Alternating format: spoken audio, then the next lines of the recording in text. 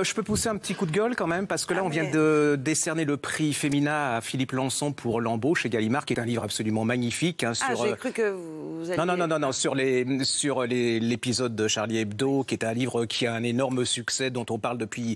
Et je trouve qu'on n'avait pas besoin, il n'avait pas besoin du prix Femina voilà, un prix, c'est pour donner un coup de phare sur un livre, et je trouve qu'il n'avait pas besoin de ce coup de phare, et qu'il aurait mieux fallu utiliser ce prix pour donner un coup de phare sur quelque chose qui n'était pas connu ou moins connu, et qui avait autant d'importance pour la société. Et moi, mon prix Femina... Votre prix Femina, Femina Collard, c'est Jacques Sausset, enfermé chez French Pomme, qui est un livre absolument extraordinaire. Vous le prenez en plein dans la tête.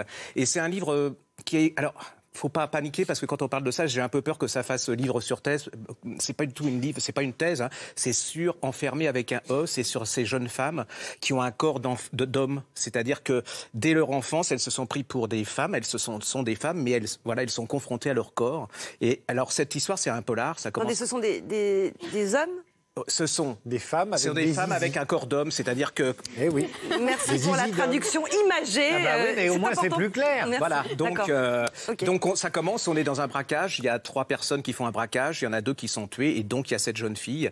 Et cette jeune fille, elle va être mise en prison. Et là, vous commencez à comprendre le calvaire de ces gens qui sont différents, qui sont... Elle s'est jamais sentie homme, hein, elle a toujours été femme. Et donc elle assume complètement, et en prison, il y a une violence absolument incroyable, extraordinaire, et vous allez recommencer sa vie, c'est-à-dire redécouvrir sa vie avec son père.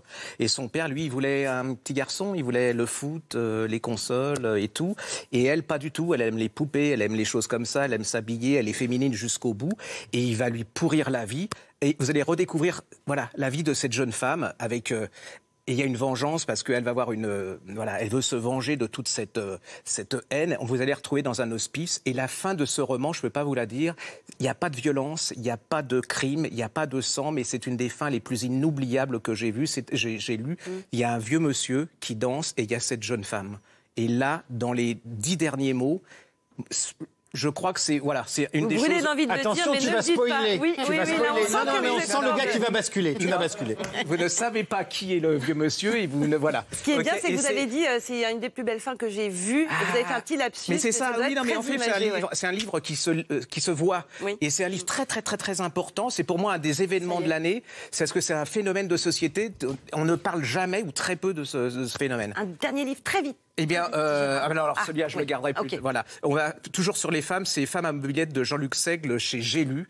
Et ça, c'est un des plus beaux portraits de femmes que j'ai lu. C'est une femme qui est très, très pauvre, qui est dans cette France dont on ne parle jamais. Son mari, elle est au chômage, son mari va l'abandonner, elle a 2 enfants, elle va presque se flinguer en se disant « ma vie est foutue ». Elle va découvrir une mobilette. Cette mobilette, c'est la liberté. Et avec cette mobilette, elle va découvrir l'amour.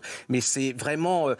ça, c'est pareil. Une fois que vous avez lu ce bouquin, cette femme, vous en souviendrez toute votre vie et vous les croiserez dans la rue. C'est-à-dire que il y a cette jeune femme, il y a parfois, je me dis, elle a trouvé une mobilette et elle a réussi à trouver la liberté. C'est un pur chef-d'œuvre. Les deux sont vraiment des purs chefs-d'œuvre. Merci pour ce beau coup de cœur, Gérard.